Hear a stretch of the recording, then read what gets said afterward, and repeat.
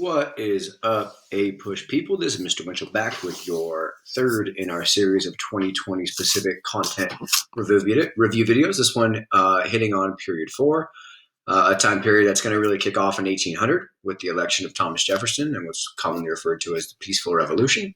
And it's going to wrap us all the way through the end of this era of antebellum reforms with the Seneca Falls Women's Rights Convention in 1848.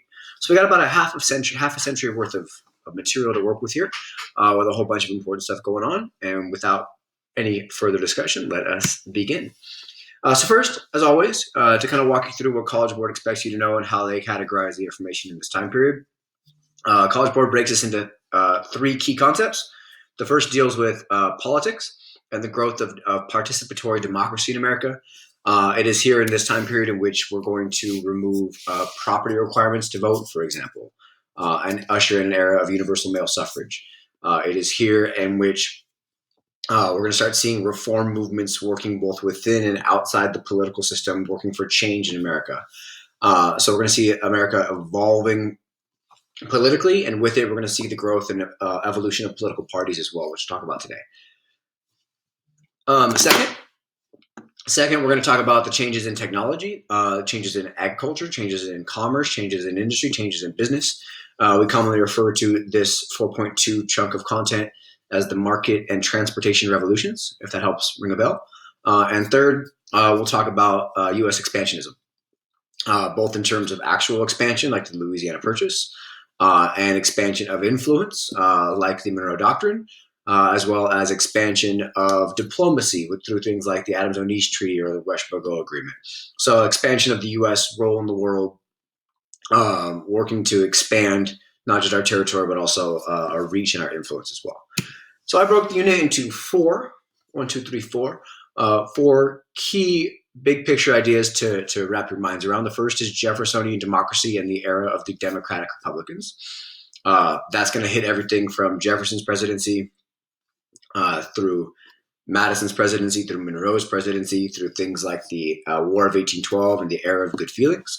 After that will come the era of Jacksonian democracy, which will take us from the Krupp bargain in 1824 all the way through with the end of the time period with the second two-party system. The third thing we'll touch on is the market revolution and the development of very specific regional economies, as the South's going to just get more southern economically. The North's just going to get more northern economically. And then the fourth thing we'll discuss is the Second Great Awakening, and with it, this era of antebellum reform movements that comes alongside with the Second Great Awakening. So those are the four things that I've talked about. Buckle up, and let's begin. So the unit really begins with the election of 1800. And if you remember from our previous videos, we have the Federalists in power in the national government, really for the first 12 years of the Union. We have George Washington serving as president for 2 terms. And despite the fact that he does not have a political party attached to his name, his policies and his execution of the executive branch of the federal government really aligns with a Federalist point of view and a Federalist mindset. And then after him, we come Adams. If you remember, Adams wins a very close election over Jefferson in 1796. And then Adams has what's seen by many as a very unsuccessful and unremarkable presidency. Characterized by events like the Alien and Sedition Acts, which caused him to lose a ton of credibility. The Federalist Party as a whole to lose a ton of credibility, which leads us here in 1800 to the Democratic Republicans taking office for the first time. So this election is noteworthy for a few reasons. Reason one, as I just identified, the Federalists lose control of the federal government. That's big. The reason two, though, is I think more significant long term. The nation is able to transfer power from the hands of the Federalist Party to the hands of the Democratic Republican Party peacefully. No blood is shed. One party, the party in power, willingly cedes their power to a different party without any conflict or bloodshed or violence. And that may seem simple and elementary to our society today, but in the late 1700s, early 1800s, this is noteworthy. Because people in power don't just give up the power without a struggle, without a fight, without bloodshed, without conflict. And here in America, it demonstrates that our political system, at least in this instance, works.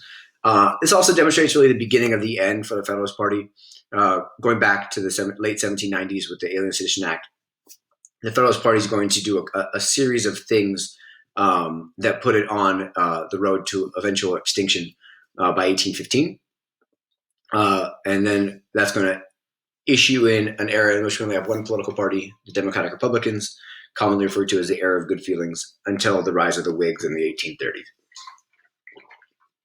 So this election is noteworthy. We see on the election map itself, Jefferson is getting support from the areas we would expect a Democratic Republican presidential candidate to receive support from, the South and the West. Also noteworthy, however, is the state of New York, which formerly had voted Federalist, voted Democratic Republican, demonstrating some of the places in which Adams' administration has lost their power. Now we see the New England voting bloc is going to stay strongly Federalist. That's not going to change for a little while. And that shouldn't surprise us, as the policies the Federalists championed are those policies that would best benefit people and ideologies like we see in New England.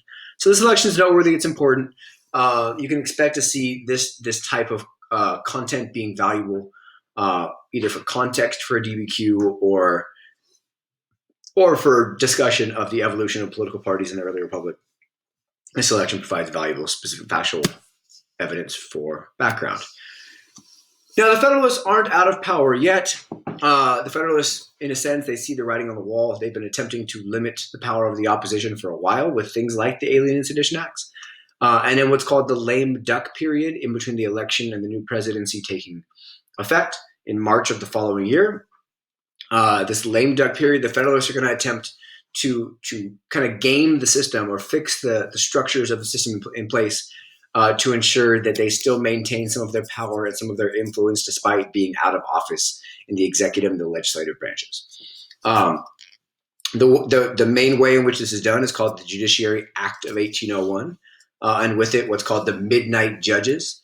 What Adams and the Federalists do is, on their way out of office, they pass this new act, which creates a bunch more judicial openings in the judicial branch, knowing that then they can choose the appointees that fill these roles. And these federal judges, they serve until retirement or death. So then these people can maintain the Federalist ideology in the judicial branch for the foreseeable future, the next 35 or 40 years. These midnight appointments, again, will serve for life or until retirement. And what that's going to do is it's going to have the Federalist Party no longer controlling the executive branch, no longer controlling the legislative branch, but maintaining their control on the judiciary, on the justice system in America for the next 25 or 30 years, for a generation, which is monumentally important. So despite the fact that the Federalist Party itself is going to die as a formal political party, their ideology will maintain for the foreseeable future on the legal end of things. Now, with that comes a challenge to these. It's a complicated court case that I'm not going to ask you to know a whole lot about. But Marbury versus Madison comes in response to the Judiciary Act of 1801 after Jefferson takes over, instructs his Secretary of State, James Madison, to not give one of these judicial appointments to one of the judges, because now Jefferson is in office and wants to rescind that appointment. Now, what you need to know about this court case is less about that and more about the fact that this court case establishes the precedent of judicial review, the idea that the Supreme Court has the legitimacy and the authority to review the actions of Congress, to review the actions of the federal government, to check for their constitutionality. In a sense, this sets up the judiciary branch as a sort of constitutional referee to call balls and strikes or fair and foul on acts of Congress and later acts of the president. So this idea of judicial review is nowhere expressly written in the Constitution, but the Supreme Court, in a sense, gives themselves this power of checking the actions of Congress for constitutionality. This ends up being a huge expansion of judicial power. It's this principle of judicial review that over time develops into the judiciary really being a co-equal branch of government, not like what formerly had been seen as the executive and the legislative branch, and then over here is the judiciary. Really, it puts all three kind of on an equal playing field of importance in our national government. Now, with these midnight judges, maybe the most significant of all of them is appointed as a Chief Justice of the Supreme Court, John Marshall, issuing in this era what's called the Marshall Court. And it's going to be until the 1830s as he serves as Chief Justice for a long, long time. So for over 35 years, he's going to serve as Chief Justice of the Supreme Court. And his court cases will continuously uphold Federalist values, despite the fact that the Federalist Party is no longer in power. So here's Marshall. There he is. Good-looking man. Good-looking sideburns. I'm a little envious of those myself. He's going to serve as Chief Justice of the Supreme Court from 1801 to 1835. And for more than 3 decades, his ruling is going to side with the Federalist ideology. So a stronger national government, a looser interpretation of the Constitution, a more active role for the executive and the legislative branch, federal government over state authority, and really the protection of rights of citizens as well. So the court cases that you should know of his, there are, of course, others. So it doesn't mean this should be an exhaustive list. But Marbury versus Madison, which gives us judicial review. McCulloch versus Maryland, monumentally important in that it establishes the legitimacy of the national bank as a necessary and proper power of Congress. Dartmouth College versus Woodward, which is going to uphold property rights against state obstruction of private property rights. Gibbons versus Ogden, which is going to reaffirm the principle that only the federal government has the power to regulate interstate commerce, dealing with the steamboats from New York to New Jersey. And last but not least, Cherokee Nation and Worcester v. Georgia, which deal with Indian removal, which I'll touch on when we talk about the era of Jackson. So all these court cases are important because at each turn, Marshall's going to side with the federal government over the states and citizens' rights over their being taken away by the federal government.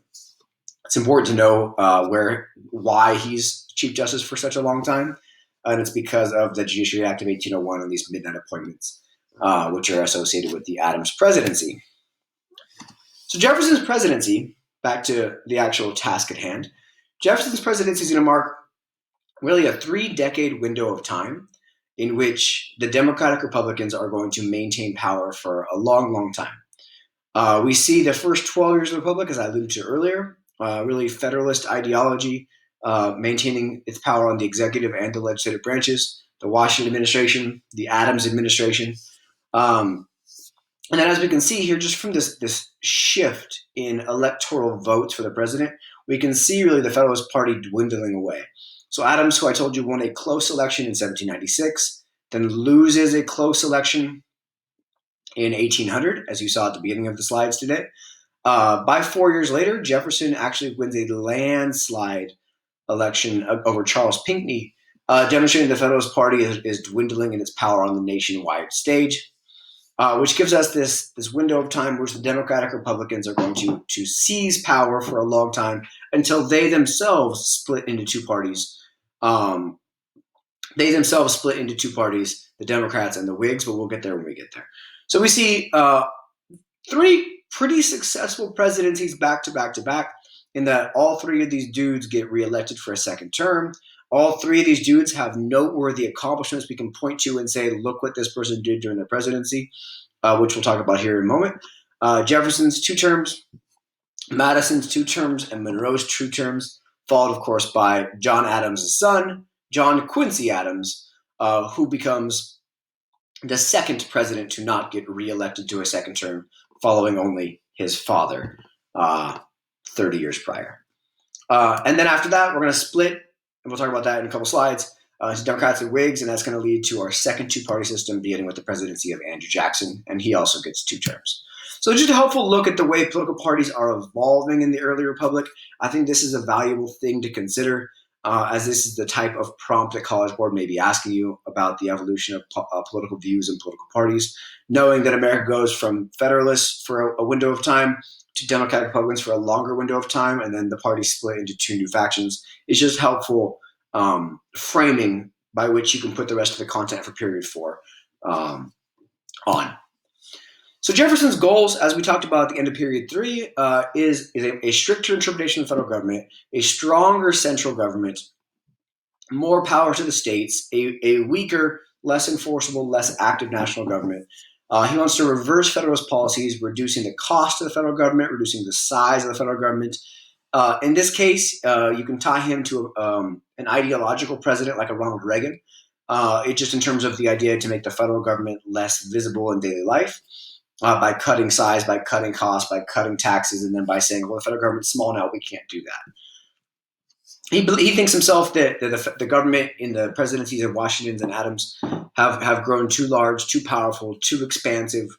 They've taken too many powers for themselves, and then at the growth of their power comes at the expense of the states.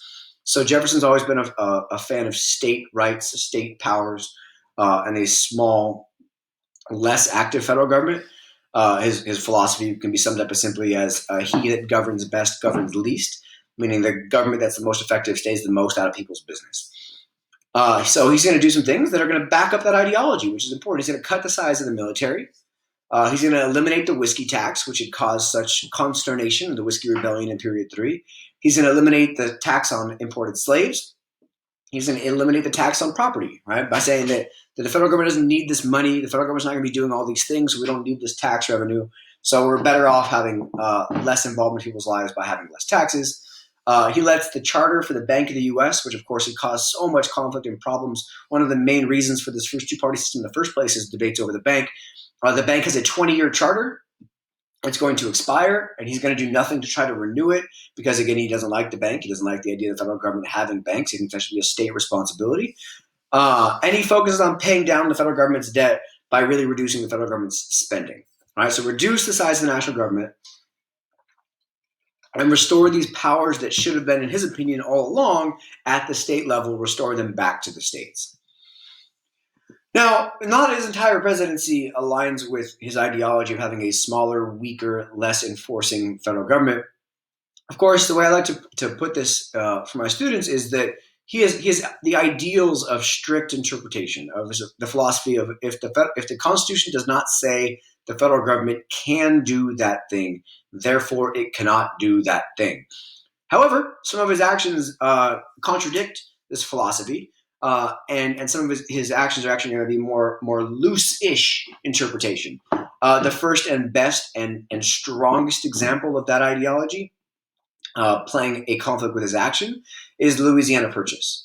Now, 1803 provides an opportunity for the U.S. to purchase the Louisiana Territory from France, and it's a huge opportunity. It allows the country to double in size, which is important. It allows the U.S. full and unfettered access to the port of New Orleans and the Mississippi River, which is a huge deal for commerce and for trade and for farming, which is a big deal. Only problem is nowhere in the Constitution does it say that the federal government has the authority to purchase land. So Jefferson has this difficult conundrum or struggle in which he has to say, well, this contradicts my political ideology of strict interpretation. However, it would be really good for my economic ideology of having a country in which the yeomanry, the small, everyday, self-supportive farmers are the backbone of America. Those are the people that will be inhabiting this great, vast land in the West. So he pulls the trigger, buys Louisiana, and with that, we see the precedent set for the government's authorization of expansion westward.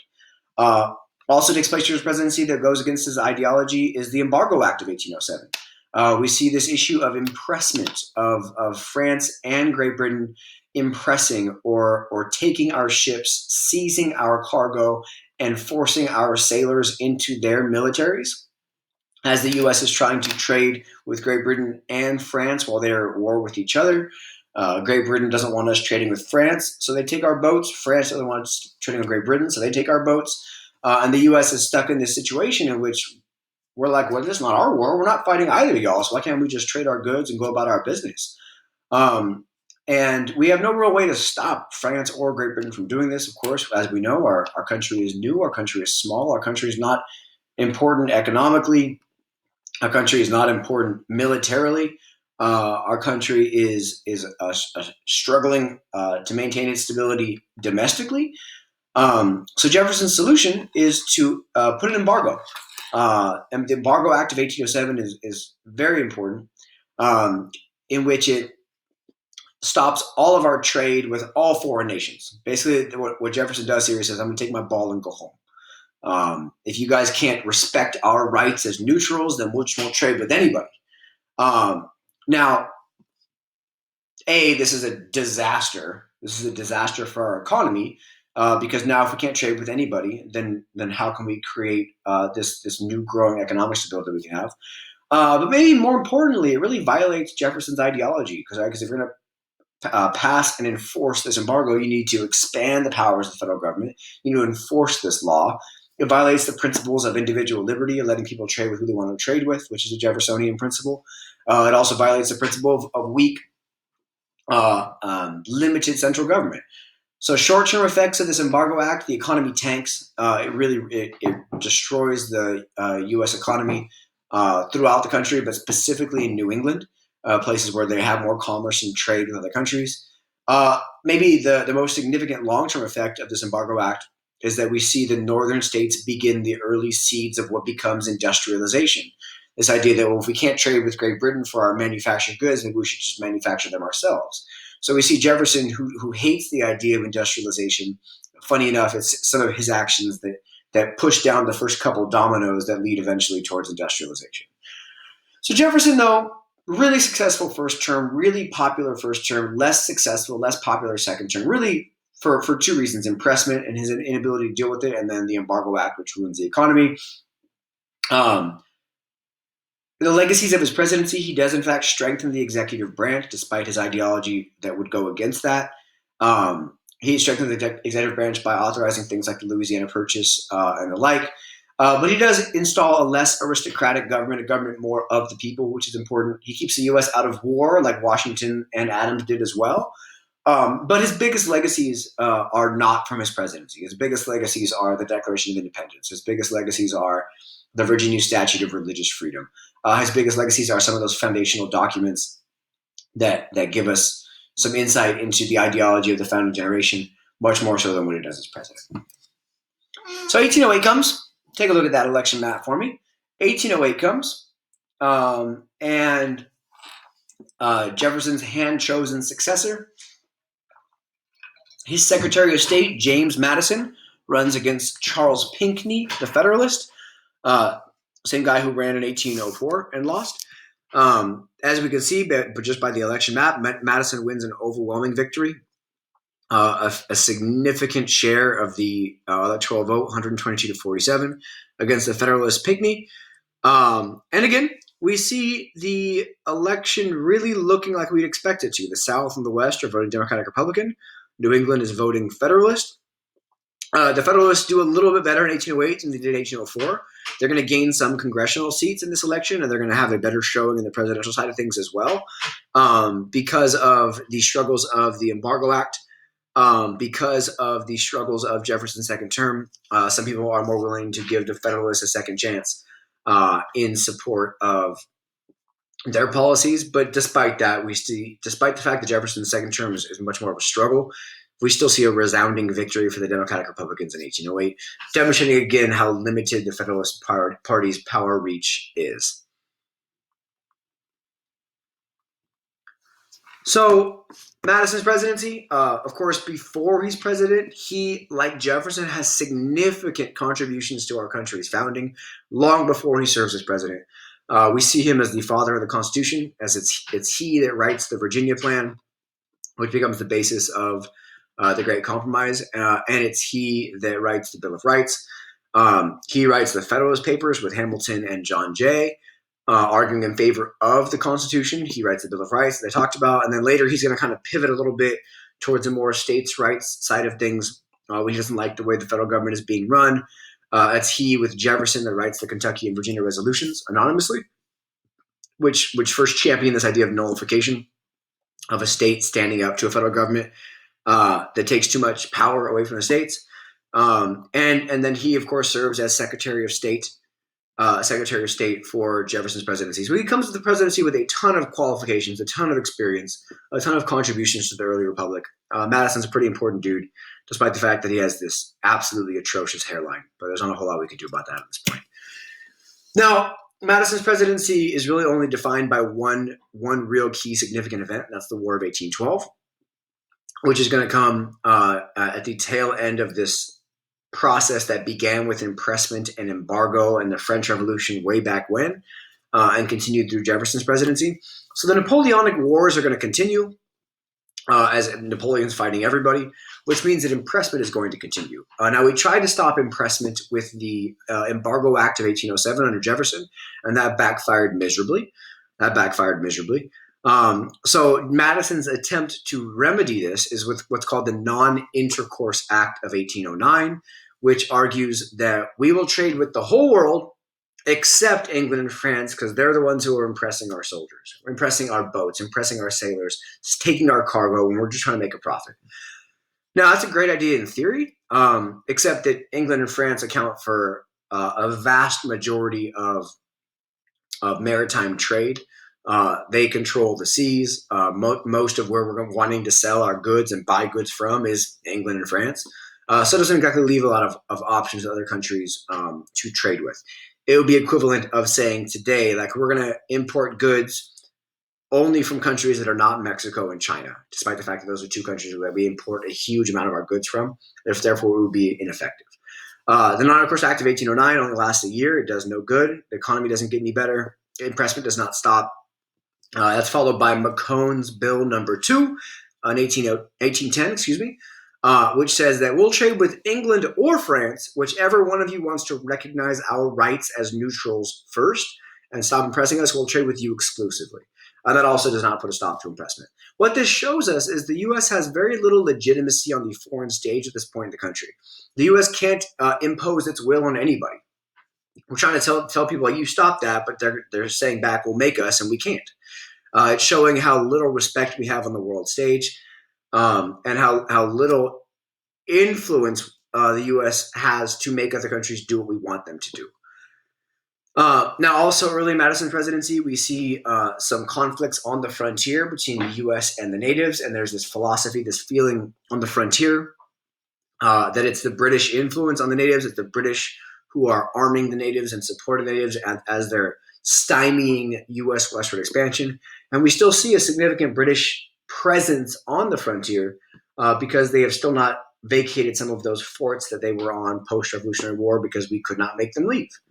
And all that's going to lead us to a point in which the U.S. fights a second war with England, often commonly referred to as the Second War of Independence. And that's the War of 1812. Now, the War of 1812 is going to be championed by those in the South and those in the West who are very actively pushing for expansion. There's this new generation of congressional leaders called the War Hawks that are going to be championing war, people like Andrew Jackson and Henry Clay. Now, the War of 1812, I often call it a Western war with Eastern labels. And what that means is the Eastern labels for the war message that Madison gives to Congress says we need to declare war on England because of impressment, because they're not respecting our rights on the open seas, because they're taking our ships, they're taking our cargo. And those things are true. Those things are true. And those things overwhelmingly impact New England and the northeastern economy of the country, because that's the part of our country that is most of the commerce, most of the trade. However, if that really is the motivation for the war, then how come most of New England is actually very anti-war of 1812? Most of the support for the war does not come from the areas that are really impacted negatively by impressment in the South and the West instead. So the war declaration against Great Britain demands three things: give us free trade, our rights as neutrals, stop impressing our sailors, and stop agitating the Indians on the frontier. The war itself is very unremarkable. It's unsuccessful for a variety of reasons. The U.S., by all accounts, is losing the War of 1812. But England is caught up in their European affairs as well. They invade Washington, D.C. They burn down the brand new White House. It's a hot mess. But the war's not ending. The war finally ends with the Treaty of Ghent in 1814 and really solves nothing. The treaty establishes what's called status quo antebellum, or as it was before the conflict. So really, basically, the treaty just says, let's go back to the way things were. Everything's cool. It does not address neutrality, does not address impressment. It doesn't actually address anything that it was supposed to address. But But this does earn the U.S. a little more respect on the foreign stage because it's now 2 times that we fought the largest power in the world in Great Britain at the time, and 2 times the U.S. didn't lose. So we got that going for us. Now, maybe the most important thing to come out of the War of 1812 actually is the Hartford Convention. Now, the Hartford Convention is a meeting in Hartford, Connecticut, of New England Federalists who are very anti-War of 1812. So in typical American fashion, they're going to call a convention. They're going to call a meeting, come together, and they're going to say, we got to solve some of these problems that have been put on us by these Democratic Republicans who are in power. We need more federal economic assistance for New England because New England is the place in which the embargoes are hurting the economy the most. So the government, if they're going to pass these policies that hurt our economy, they should be then willing to assist us economically. That part's not too controversial. What comes next is a little more controversial. They're going to propose creating a 2/3 congressional majority to pass any embargo, any new state into the Union, and any declaration of war. What this would do was put the U.S. back in a place of like the Articles of Confederation, which you need a supermajority to get these things done. These are designed to take a look at the country and say, like, man, there's not that many of us, and there's more Democratic Republicans, so we should make it harder for them to pass laws they like. So these things, embargoes, new states, or declaring war, they want to have a supermajority for. They also propose getting rid of the 3/5 compromise, which reasonable, makes some sense. Their argument is the reason why people from the South keep winning the presidency and the South has extra power is because the South has extra votes in Congress due to the 3/5 compromise, which is a reasonable critique. They also propose limiting the presidency to 1 term and rotating through the states. So if a president's from Virginia, the next president can't be from Virginia because they're a little bit tired of all these presidents that are coming from Virginia. And some of the most radical attendees of the Hartford Convention are talking about secession, actually leaving the country and forming their own region of New England, their own country. Now, unfortunately for them, some of their ideas do make like logical and political sense.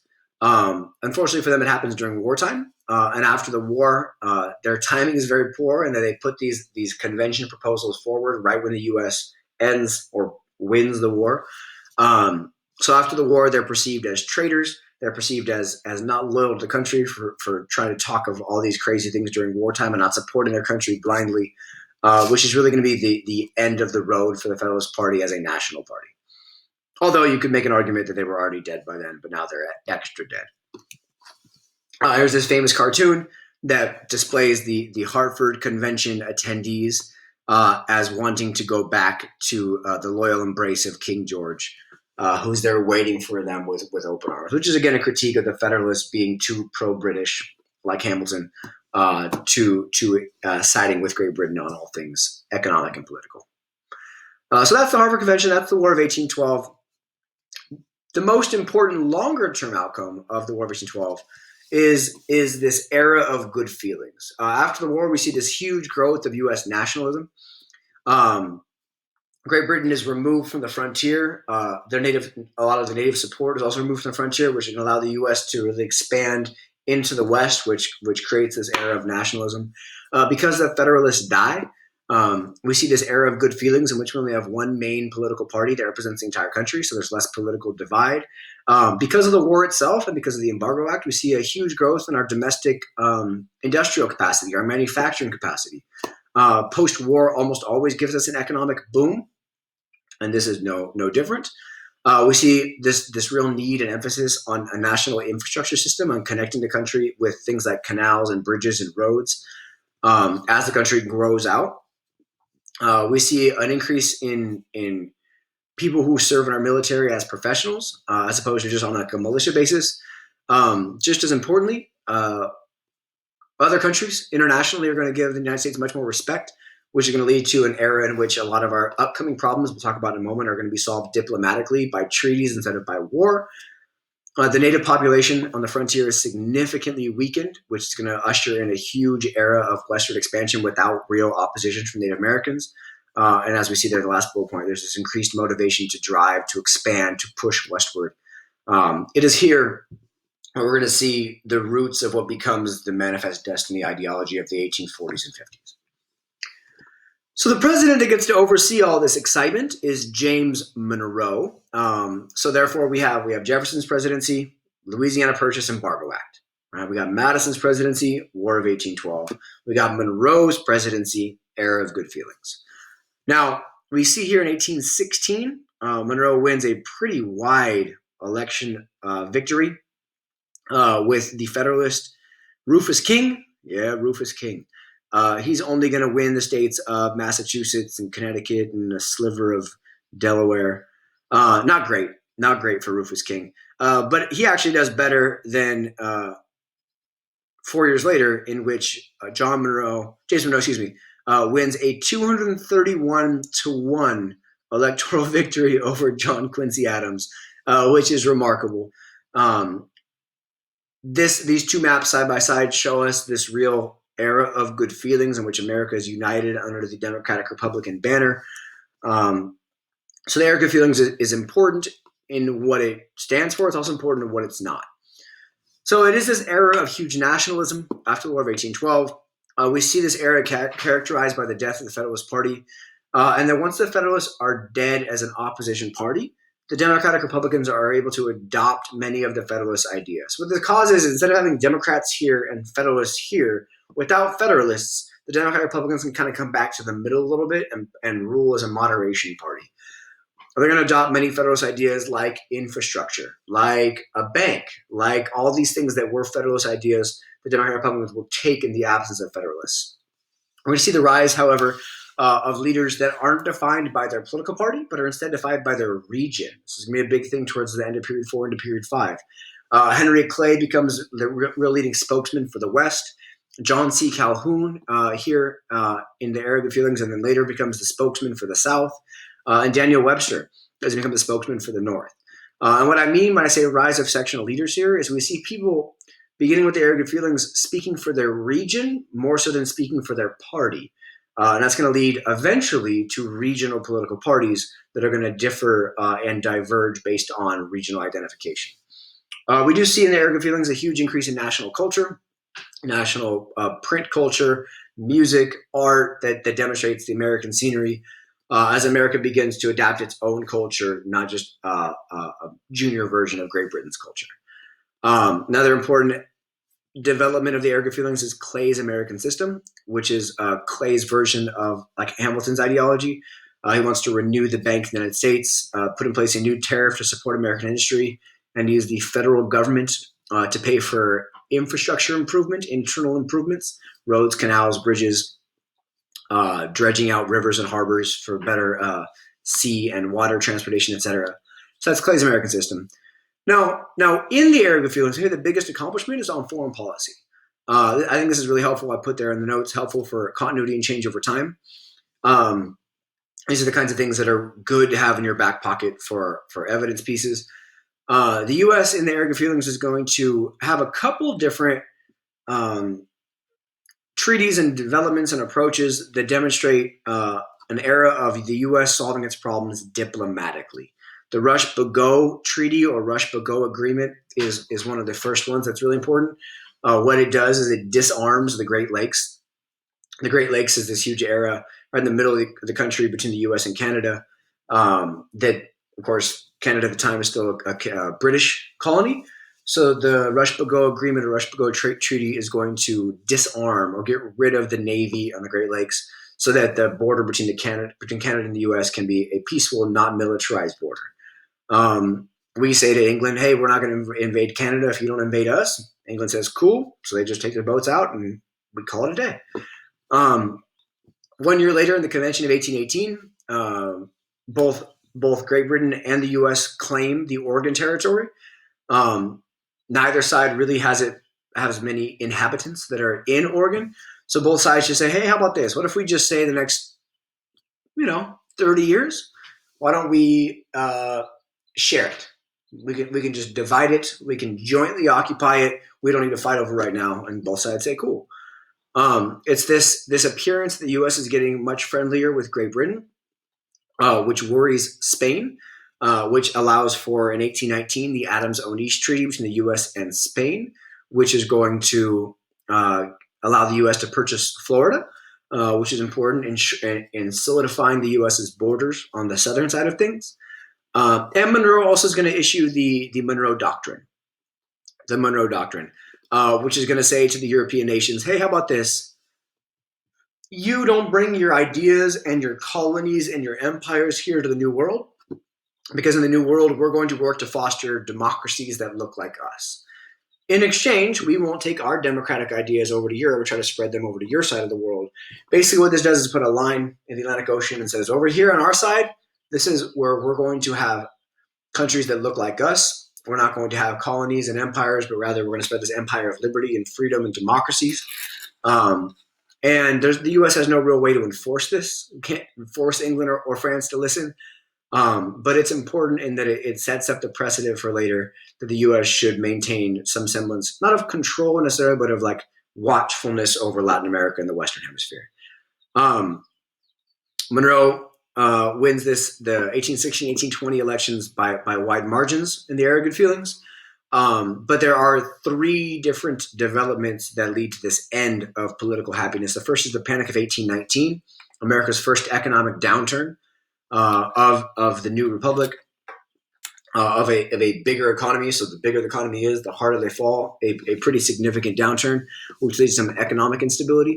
The Missouri Compromise, we'll talk about in a little bit, but that socially brings back the issue of slavery to the forefront of American politics, which socially ends the era of good feelings. And then by 1824, the corrupt bargain, which elects John Quincy Adams over Andrew Jackson, is really the political end of the era of good feelings. So the era of good feelings is important in terms of foreign policy and this era of nationalism and pride. But then it doesn't last very long. As you can see, those three events all come in pretty short succession from each other, ending the era of good feelings. Then after the era of good feelings comes the era of Andrew Jackson. Now, the era of Jackson actually starts with an election that Jackson does not win. 1824 gives us, as we can see, this election breakdown looks nothing at all like an era of good feelings, like everybody's on the same page. We have four candidates running for office: John Quincy Adams, Jackson, Crawford, Henry Clay, that all represent different ideologies and different visions for the future of the Democratic Republican Party. As we can see, from a popular vote standpoint, Jackson wins by a pretty good margin, by about 45,000 votes. Unfortunately, Jackson does not capture over 50% of the electoral vote, which means that the House of Representatives has to decide between the top three vote getters, who, of course, are Adams, Jackson, and Crawford. Now, it is here where we see this accusations of a corrupt bargain, as Henry Clay is not eligible for the decision of who becomes president because he finishes fourth, and the House has to decide between the first three candidates. Clay finishes fourth. Of course, Clay is in charge at the time of the House of Representatives as Speaker of the House. And what he does is he convinces Ohio, his state, to take their votes from Clay and give them to Quincy Adams, giving Quincy Adams the presidency. So Quincy Adams becomes the next president in 1824, infuriating Jackson's supporters and Jackson himself. 2 weeks later, Quincy Adams makes Henry Clay the Secretary of State, which up to this point has almost always led to being the next president. Right? Madison was Jefferson's Secretary of State, became president. Monroe was Madison's Secretary of State, became president. Now we have Quincy Adams, who was Monroe's Secretary of State, becomes president. So Quincy Adams turns around and makes Clay his Secretary of State. And it looks corrupt on the surface because it's like, well, here he is. He's the one who got you the presidency. And then even though Jackson had more votes, and now here you are giving him the Secretary of State ship. It looks questionable. Jackson supporters call it the corrupt bargain. And it leads then to this mass mobilization of pro-Jackson politics, which leads into this new era of Jackson. So the era of Jackson begins with an election that he loses, 1824.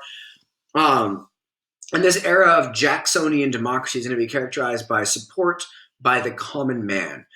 Jackson is really seen as the first president eventually in 1828 when he gets elected, the first president to come from everyday type roots to the presidency. It's going to be characterized by an era in which we see more universal male suffrage. We let more everyday people vote.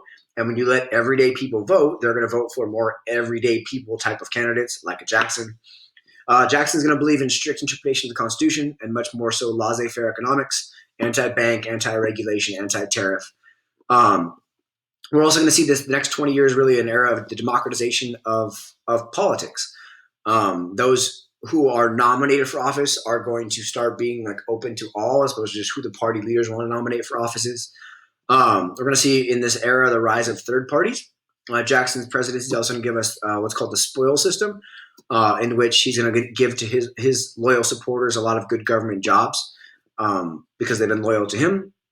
We're going to see through Jackson's presidency an increase in manifest destiny, Indian removal, and spreading out westward quite quickly. And also, it's in this era that we see these overlapping economic revolutions of industrial growth, market growth, and transportation growth. But this picture here is a good depiction of what Jacksonian democracy looks like. Of all these people who are just participating in democracy out in the open, regardless of their background or their qualifications, as they are all just there casting their votes, doing their thing. As you can see, elections are somewhat of a party. We got this drunk guy here in this corner, and this other drunk guy here in the corner. Another one of the critiques of Jacksonian democracy is that you're just appealing to people's lowest common denominators by bribing them with alcohol to come and vote for your candidate. So Jacksonian democracy. But first, we have Quincy Adams' presidency. Now, Quincy Adams is lucky enough to be one of the first presidents to be actually photographed. Of course, this is at the end of his life when he is not quite as good looking as we would hope he would have been earlier in life. Look at that guy, poor guy. He's the son of John Adams, the Federalist from Massachusetts. He is going to demonstrate the beginnings of the split in the Democratic Party, as he is much more so a national power type of Democratic Republican that have become known as National Republicans. Those are the ones that kind of stole some of the Federalist ideas, like infrastructure, like the bank, like the tariff. So he starts to show us this split between the states' rights Democrats, like the original Jeffersonians, and the national power Republicans, like a Clay or Quincy Adams. His presidency begins with the corrupt bargain, so it doesn't begin on the strongest of terms. Most of his proposals as president are going to be rejected by the pro-Jackson Congress, by Congress that represents a much more states' rights interpretation.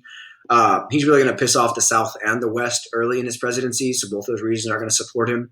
So really, he's going to have a very, very, very, very, very unnoteworthy, not successful presidency, kind of like his dad. He does, in fact, get authorization for the National Road. That's a cool accomplishment, I suppose. And at the tail end of his presidency, he's going to authorize the tariff of 1828, which is going to really spike tariff rates, which is going to, of course, infuriate the South, South Carolina specifically. They're going to call it the tariff of abominations. This is an outrage. This is an abomination. And that's it for his presidency. Not a whole lot. 4 years later, we see Andrew Jackson winning a landslide election over John Quincy Adams. We see in this election the first using state party conventions to nominate the president. So really like allowing the will of the people to influence the political process, which is, I told you, kind of this democratization of politics. The Democrats have been organizing their party mechanization behind Jackson for 4 years after telling them they got screwed in the corrupt bargain. Jackson has been promising all these jobs to his loyal supporters via the spoil system, which is altogether leads to this first modern-ish election in which the will of the people speaks, and Jackson wins overwhelmingly. Now, Jackson has two terms. He gets reelected in 1832, also by a pretty significant margin. His two terms are marked really by three major conflicts, 3.5, or 0.5 being the spoil system, but I've already talked on that. So the three major conflicts left. First is Indian removal. Congress authorizes and passes the Indian Removal Act in 1830, which allows for, I'll go back to the map, Indians here in the Southeast, in Georgia, Alabama, Florida, here to be moved westward to what's called Indian Territory over the Mississippi River in modern-day Oklahoma. Now, the Native Americans, specifically the Cherokee tribe, are going to say, like, no, you can't do that. We signed a treaty with the federal government that let us have this land as a place of Native American sovereignty. You can't then override that treaty and kick us out. They're going to take this court case all the way to the Supreme Court. And back to our friend John Marshall, he's there. Marshall Court rules the Cherokees are a sovereign nation in the state of Georgia. The government can't kick them out just because they want their land. Jackson is famous for having apparently said, Marshall made his ruling, let him enforce it. And he authorizes the use of the U.S. Army via the Trail of Tears to remove the Native Americans anyway. So it's an important event in that it demonstrates a president resisting a Supreme Court decision. And it leads to the beginnings of the end of what is Native American sovereignty, and as they're pushed onto Indian territory away from American society. The second big issue of his presidency is with the tariffs. As I alluded to in the previous slides, Quincy Adams authorizes the Tariff of Abominations in 1828. The South is of the belief that Jackson's presidency will save them from the tariff. And when he lowers tariffs with Congress, but when he lowers tariffs some but not enough to make the South happy, 1832, the new tariff that's a little lower but not low enough for the South, sets off a new crisis as John C. Calhoun, who was the vice president, is going to resign the vice presidency, go back to South Carolina, write the South Carolina Exposition of Protest, in which he tries to nullify the tariff or refuse to follow, use the state's powers to outwardly violate a federal law, leading to really what becomes a prelude to civil war. As Jackson responds with force, Jackson responds with threats. Jackson famously says, I'm going to go down to South Carolina, find Calhoun, and hang him from the nearest tree. But it is here that we see a compromise being worked out that makes Jackson happy and the South happy. The compromise tariff of 1833 lowers the tariffs and says it will continue to lower tariffs every year by a set percentage amount for the next 5 years. And also passes, that makes the South happy, passes the force bill, which makes Jackson happy, which says next time the South tries to nullify a law like this, Jackson can use the force of the federal army to force them to comply. So the tariff does not get nullified, things calm down, but it demonstrates this growing conflict even within the Democratic Party over these policies. And the third major conflict of his presidency is the bank. Jackson hates the bank. Jackson hates all banks. Jackson hates the National Bank. Jackson thinks the bank's unconstitutional. Jackson thinks the bank is corrupt and only serves the moneyed interests, and Jackson is very, very, very, very, very anti-bank, despite the fact that Marshall ruled in Worcester v. Georgia in 1819 that the bank is constitutional and can stay. But as we know, Jackson doesn't really care what the Supreme Court has to say. So in 1832, the bank gets rechartered 4 years early by Clay, by Webster, who've already talked about this too, and by Nicholas Biddle, the president of the bank. They want to make the bank the single issue of the 1832 election as Jackson's running for re-election. So their wise idea is, if we recharter the bank, Jackson has two choices. Choice one, accept the bank, and the bank is set for the next 20 years. Or choice two, veto the bank. That would, in their minds, infuriate the public, who are very pro-bank. And then Jackson will lose election, and then whoever beats him in the election, they can recharter the bank, and the bank will be safe either way. So Jackson does what they expect. Jackson vetoes the bank, but this plan backfires, as then after he vetoes the bank, he wins overwhelmingly in the election of 1832. What that says to Jackson, apparently, is that the American people are with him on his anti-bank stance. So he uses that election as kind of the permission slip, if you will, to remove all federal monies from the bank, even though the bank doesn't expire for 4 more years, and deposit all the federal deposits into pet banks or state banks that are loyal to him. This, of course, is going to lead to some real big economic instability, which will eventually lead to the Panic of 1837, but by then Jackson is long gone. So these 3 major conflicts are really important to know. I'll just say right now the College Board loves Jackson, so if I were you, I'd be nice and comfortable and confident in being able to discuss the tariff issue, the bank issue, the native issue, the spoil system issue, all as eras that really characterize the era of Jackson. Now, let's look at the tariffs. As you can see, the tariff of abominations was quite high. Right? By historical tariff rates, the highest that it's ever been. And after the big nullification to do, they do decline pretty significantly until they go way back up during the Civil War with the moral tariffs. They're going to drop significantly again before going back up with our friend Hoover and the Hawley-Smoot tariff before going down for the rest of time after that. Which is fun. Continuity and change over time. So it is Jackson's presidency, which is incredibly divisive, which leads to the growth of an anti-Jackson coalition party that becomes the Whigs and thus our second two-party system.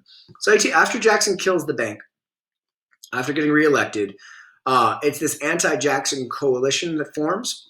And they're going to be supported by a couple different groups. Ex-Federalists, the Federalists that are still alive from the dead Federalist Party, are going to become Whigs. The Clay or the National Republicans, they're going to follow the policies of like Henry Clay or John Quincy Adams that like a stronger national government, that like a bank, that like infrastructure, that like a tariff. Those Clay Democratic Republicans are going to become Whigs. And big farmers in the West and the South will become Whigs, as well as the industrialists in the North, the growing industrial manufacturing classes of the North. Now, they're going to support a stronger national government. They're going to support more economic regulation. They're going to support a national bank. They're going to support basically a modernized and modified version of what the Federalists supported in the early Republic as an anti-Jackson party. They're going to gain support during the Panic of 1837 when the economy goes down. Anytime the economy goes down, the American public blames the party in charge. In this case, the party in charge is the Jacksonian Democrats, and that's going to lead a lot of people to pivot towards the Whigs. Now, the Whigs party power is going to be very short-lived. The Whigs are going to be dead 20 years later by the 1850s, but it's important that they play a role in anti-democratic opposition through the 1830s, 40s, and early 1850s. They're strongly opposed to the idea of King Andrew, or this idea that the president can kind of do whatever he wants, whenever he wants. And they prefer a stronger legislative branch or power to the people. So the federal government being stronger, but not stronger in the hands of one man, stronger in a branch of government. So this is our second party system. Right? The Democrats are going to be led by Jackson and then his supporters, his followers. States' rights, limited government, laissez-faire, no regulation of business, pro-expansion, pro-slavery. They're going to be supported by the yeomanry, the working class in the North, which is important. The immigrants that are coming in the North because of new industrial jobs in northern cities like New York, as well as Southern planters. And the National Republicans, or who become known as the Whigs, they're going to be supportive of Henry Clay's American system. I told you about the bank, the tariff, the infrastructure, with a stronger federal government. They don't have a stand on slavery. They're not pro or anti, because it's some northern Whigs that are anti-slavery, some southern Whigs that are pro-slavery. So they're not going to be very strong on the issue of slavery.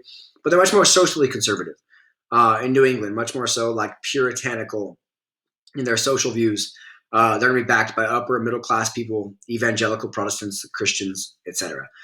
Now, we're also going to see a couple of new parties that are going to pop up in this second party system era that are important, good conversations to have in the back of your head there as well. And this is going to lead us to a new era of politics in which third parties play a role. First is the anti-Masonic party. They're a conservative party that doesn't like the influence the Freemasons are having in places like New York. They're not as big of a deal as the next two. The first is the Liberty Party, which is the first group that uses politics to organize against slavery. The Liberty Party is going to run a presidential candidate in 1840 and 1844 that are very anti-slavery.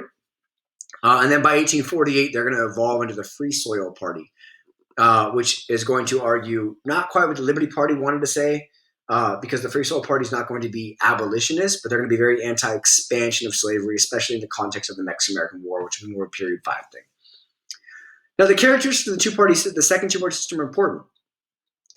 Two-party politics are going to expand to all regions. You're going to see northern and southern Democrats, northern and southern Whigs, Democrats and Whigs in the West as well.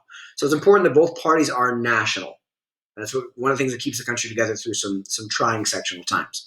Parties are going to adopt some region-specific issues. Like in the West, infrastructure might be more popular, but in the South, tariffs are very unpopular. So we're going to see the parties being kind of amiable there. And we're going to see a ton of close elections that increase voter turnout as voters realize that in a close election, every vote matters. And both parties are going to embrace democratization and using party conventions instead of party caucuses, and using the will of the people in both parties to try to represent American political change. So a good way to look at this for continuities and changes over time, really, we have the Federalists and the Democratic Republicans. By the 1860s, by the era of feelings, they're all just Democratic Republicans. They're going to split in the era of Jackson into national Republicans like Clay and Quincy Adams, who believe in more national power, versus Democratic Republicans like Jackson, who believe in more states' rights. And they'll eventually be locked in to Democrats and Whigs for the next 20 years. Now, this still gives us the spectrum of ideologies of national supremacy on one side and full states' rights on the other side. Just like we would have seen this in the first party system with people like Hamilton over here and Washington here and Jefferson here. Here we have John Marshall as these old Federalists that believe in the ultimate national supremacy at the end of the day. Quincy Adams and Henry Clay as Whigs that believe in national supremacy to an extent. Jacksonian Democrats like Jackson and his vice president, his successor, Martin Van Buren, who believe in more states' rights. And then on the far side of things, the more extreme Southern Democrats, Southern crazy extreme states' writers, who are becoming more and more concerned about the federal government getting involved in the institution of slavery, like John C. Calhoun, who believe in nullification and at some point eventually secession to protect states' rights. But that doesn't come up until we get to the late 1850s, 1860s. So after Jackson's 2 terms, his vice president, Martin Van Buren, takes his place. Of course, right after Van Buren takes office, the Panic of 1837 hits, which is not Van Buren's fault necessarily. It's the fault of his predecessor, Andrew Jackson, but it makes Van Buren look very bad. During Van Buren's presidency, also helpful to know, he's in opposition of annexing Texas. Texas during this time has become free of Mexican rule, and they'd like to be annexed into the U.S. Van Buren realizes that it's too big of a sectional problem to deal with, so he opposes annexing Texas. And under Van Buren's presidency, we signed the Webster-Ashburton Treaty, which solidifies the U.S. And Canada border up in the Northeast. So Van Buren, very non-noteworthy presidency, but not as non-noteworthy as his successor, who was William Henry Harrison. Now, William Henry Harrison, the only thing to know from him is his campaign is very Jacksonian, even though William Henry Harrison is the first Whig president. He wins the presidency by appealing to the people, by trying to say, I was raised in a log cabin drinking hard cider. I'm a man like you from the frontier. I'm tough. I'm a war hero. Old Tippecanoe and Tyler too. So a lot of things that get Jackson elected, William Henry Harrison uses to get him elected as a Whig. He's very stubborn and tough, and he gives his inaugural speech on a very cold day, and he catches pneumonia, and he dies 37 days later. So that's Henry Harrison's presidency. His vice president is John Tyler, who's kind of a Whig, kind of a Democrat, ends up being neither. He's a president without a party, and that is what leaves us kind of the end of the political era post-Jackson before we talk about the increasing slave politics of the late 1840s and 50s. We'll say that for period 5. Now, the third issue to talk about is the economic issues. Now, America grows significantly throughout period 4. As you can see on this population density map, in 1790, during the Washington administration, our population is really defined here on the Atlantic seaboard with a little bit of western expansion to what becomes Kentucky. 30 years later, look at this. America has basically doubled in the amount of size that is populated, and we see much more dense population in places like northern and middle Atlantic cities like Philadelphia, New York, and Massachusetts and the like. We see expansion to the Mississippi River in places like what will become Missouri and Illinois and Indiana, and Ohio is almost all populated, and Louisiana is populated. So America expands quickly westward in this 30-year window, which is going to cause then the need for infrastructure to connect these people, policies that unite the economies of these different regions, which are going to cause some pretty significant economic changes. So the western expansion that we see here in this map is caused by 4 things. First is population growth. America, because of immigration and birth rates, the population is growing quite swiftly, and that leads people then to want to spread out to where there's more space. They are able to do so by the second point, which is transportation improvements. The advancements in things like the steamboat is very important, and canals, allowing people to be more interconnected despite being farther away. The third thing is cotton production, especially here in the South. Tobacco has really ruined much of the land on the soil on the Atlantic seaboard. which is going to cause slave owners in the South to pivot to cotton production, which is going to really push migration out westward to places like western Georgia, and then Alabama, Mississippi, Louisiana, Arkansas, and eventually Texas. And the fourth reason I already alluded to is immigration. We're seeing in the 1830s, much more in the 40s as well, a huge increase in immigrants coming from Germany and Ireland specifically, which are going to be settling in places like northern industrial cities, as well as farms in the old Northwest Territory in places like Illinois, Indiana, Ohio, Minnesota, etc. So those four reasons are really going to fuel our westward expansion that we see on the map. With that fueling of expansion, though, comes questions about should America be authorized to expand the institution of slavery. And the way that ends up being settled in 1820 is the Missouri Compromise, or the Compromise of 1820, which has three parts, all of which you should know. The first is that the Missouri Compromise puts in place a geographic dividing line between slave and free for the remainder of the Louisiana Territory. Now, everything above the 3630 line is going to be dedicated for free states. Everything below the 3630 line will be dedicated for slave states. The second part is the state of Missouri will be allowed into the Union as a slave state as it applied. And the third, to keep things balanced, is that Maine, in the northeasternmost tip of the United States, will be split off from Massachusetts and be allowed in as a free state. So we're going to have a free and slave state coming in together to keep things balanced. Now, this preserves the balance at 12 states each for free and slave, excuse me. This is going to actually keep sectional balance for the next 34 years before being overturned by the Kansas-Nebraska Act and Dred Scott, which we'll talk about in our next video. But what we see here is this bringing back to the forefront the issue of slavery in national politics.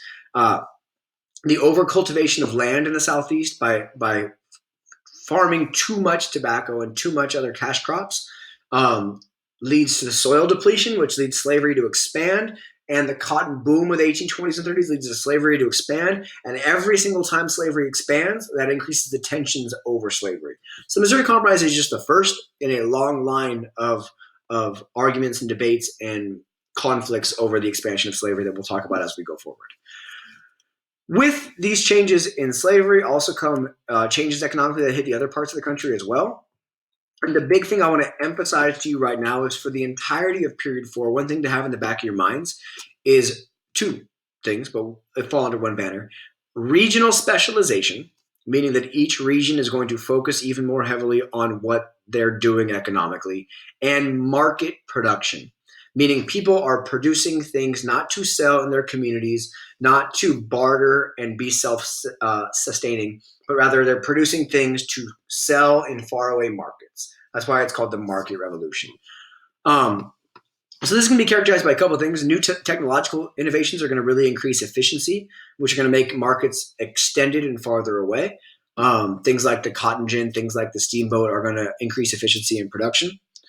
The second is textile machines. We see with the spinning jenny and the factory system in the north, we're able to turn southern cotton into northern textiles, northern cloth, northern material. So that's going to change the way our economy functions. The third is technological advancements on transportation. So the steam engines, boats being able to travel upriver instead of just down. The fourth is interchangeable parts. First championed by Eli Whitney with things like the cotton gin, which leads to much more mass production of goods. The fifth is canals, as America is able to interconnect its economy with infrastructure more so than ever before. The Erie Canal is a great example, which connects the New York Harbor in New York City with the Great Lakes region. Eventually, this is going to lead to railroads, which are going to expand rapidly in the 1840s and 50s, which hurts canals because they can replace canals. The next is telegraphs, which allows the country to communicate more effectively, which allows producers to know where demand is, to be able to ship goods to markets at which there's demand for them. And just as important as agricultural advancements and inventions, like the mechanical reaper, like steel plows, like the cotton gin that allow farms to produce more and more and more. So we see here in the 1840s into the later Industrial Revolution that the production of goods begins to replace subsistence farming, begins to replace farmers who are self-sustaining and self-sufficient by themselves in their own little thing. Also worth noting as an economic and agricultural manufacturing change is the Lowell system, which takes place in Lowell, Massachusetts, but happens in small cities all over the North, in which you see women working out of the home for the first time, working in textile factories, working in 8-hour shifts, living where they're working, being a little bit economically self-sufficient and independent, working outside the home. Eventually, they're going to be replaced by immigrant workers as well, but it begins to plant the seeds in society that women might have a place in society outside of just the home. So here's a good way of looking at all that transportation advancements that I just talked on. We see a bunch more canals, specifically in the Northeast and the West connecting. We see more roads being cleared. Eventually, we see some railroads being put in place as well in the Northeast. And all that makes shipping, as you can see, cheaper. Upstream river rates go down, canal rates go down. Eventually, railroad rates end up being quite cheap as well. So that now we have this increased demand for trade, which leads then to advances in infrastructure, which leads to reduced rates to ship things. Now, the impacts of the market revolution are pretty clear and significant. Canals and roads are going to help encourage Western expansion. So because of the market revolution, Western expansion is going to speed up. We see European immigrants coming because of the market revolution, settling in places like eastern cities for the Irish and the Midwest for the Germans, who are going to take a more of a farming approach. These immigrants are going to leave Europe because of economic hardships, because there's not enough land, because there's economic opportunities in the U.S. because of the market revolution. And this is going to help lead to a much more interconnected economy between the Northeast and the old Northwest. So these two areas right here are going to become much more interconnected. So this right here is the Northeast. This is the old Midwest. And together they're going to be much more interconnected because of the market revolution, as the South is still going to just keep on doing Southern things, which is at this point grow cotton and sell slaves. So this regional specialization is important. The North is going to really start embracing industrialization and urbanization and immigration, and then later reform movements. We see the North producing almost all the textile manufacturings in the North, almost all the other manufacturings also in the North.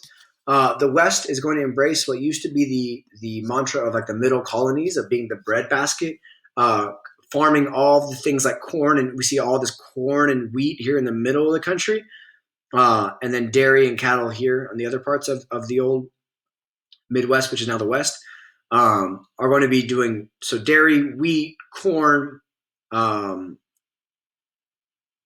rice as well, farming the types of things that allow Americans to eat. The West is going to see much more cattle ranching and mining later, whereas the South is going to be just remaining incredibly dependent on cotton, on their plantation system, and on slavery. Now, what we leave this with then is the social revolutions of antebellum America. Starting really in the late 1820s and the 1830s, we see what's called the Second Great Awakening, which can be moderately similar to the First Great Awakening, in that it is a revival of Protestant evangelism. This desire to get people back into the church, get people back close with God. It's going to be a very, very emotional appeal to appealing people's emotions, church-wise, and it's going to argue that we on earth have a duty to remove all of society's sins and problems, to create a perfect world on earth, and that will inspire Jesus to come back, but not until we fix all of society's problems. So it's because of that, the Second Great Awakening really inspires perfectionism. It inspires social reform movements as all these groups start organizing. It's one of the College Board's key concepts for this period, organizing outside of the political system, working to reform problems via activism. We see women and African Americans playing a huge role in the Second Great Awakening and the subsequent reform movements. The four main reform movements to know are, as of course, abolitionism. As we see, William Lloyd Garrison is one great example, him with some friends, forming the American Anti-Slavery Society, which is going to argue that we can't stay within American politics and fix slavery because the slave power is too embedded in American society. Later, Frederick Douglass, as an escaped slave, is going to play a huge role in abolitionism as well. We see a huge growth of temperance as people like Lyman Beecher, father of Harriet Beecher Stowe and Catherine Beecher, are going to advocate for the removal of alcohol from American society. We see a huge amount of education reform as people like Horace Mann in Massachusetts are going to work to fix our education system to make education more accessible for all. We're also going to see some prison and insane asylum reform with activists like Dorothy Dix, who are going to argue that our prison system should be a place to reform people, not just to punish people. So all these reform movements are really important in that they characterize the antebellum era of reform, and they work to create a more democratized America in which people have more opportunities. Some groups leave society altogether to do their changes, and create utopian societies. We see the Shakers, the Oneida community, the Mormons as well, groups that are going to realize that their ideology is not going to fit in mainstream society. So rather than try to fix mainstream society, they're going to just go out on their own. The Mormons are going to go out to Canada. Other countries like societies like Brook Farm are going to create their own little utopian communities in the woods and places. We'll see the social revolution via the Transcendentalists. The Transcendentalists are a very important group marked by people like Ralph Waldo Emerson and Henry David Thoreau, who are going to reject society's embrace of economic changes and ask for instead Americans to go back to their roots of intellectualism, of looking inward for satisfaction instead of to material goods. But we see also a lot of these movements only being able to gain traction because of advances in the press. America's newspapers make a ton of progress because of the market revolution, because of transportation, and it's the press that allows all these ideas to exchange, which end up being very important for Americans' ability to access new information. Now, maybe the most important of these antebellum reform movements is women's rights. Women participate in the market revolution, and then we see a society embracing this new era, which is called the cult of domesticity. The cult of domesticity, which is going to argue that women's place is in the domestic sphere, that women should have their say in society, but their say should be over their own homes and their own sphere domestically. It's going to be like the descendant of Republican motherhood, but it's going to come in response to women working during the market revolution, the cult of domesticity. Seneca Falls is going to reject that ideology. Women like Lucretia Mott and Elizabeth Cady Stanton are going to call for a conference, a convention in Seneca Falls, New York. And they're going to put out their Declaration of Sentiments, which is going to look just like the Declaration of Independence, but it's going to add on all men and women are created equal. All men and women are entitled to their natural rights, and on and on and on. They're going to list out all their complaints against patriarchal society that only benefits the men. And what they're going to demand is a right to vote, a right to hold property, and just a right to participate equally in society. This is 1848, which is why period 4 ends in 1848. They are ultimately unsuccessful in the short term as society looks at them and says, no, not yet. The argument is that allowing women to vote degrades women, and they shouldn't have to get down here in the muddy areas of politics. And also they don't know what the heck they're talking about, so we can't let them vote. So that does it for our period 4 conversation. Quick recap. Our Federalists and Democratic Republicans for our first two-party system, followed by the Whigs and Democrats for our second two-party system. Please know how they're similar and how they're different. The Second Great Awakening is very important, and that inspires reforms. New technological interventions like the cotton gin, like the steamboat, like the factory system with Samuel Slater, which impacts the market revolution and its development and the way it changed society with immigration and regional economic specialization. Old immigration from Ireland and Germany settling in eastern cities and Midwestern farms.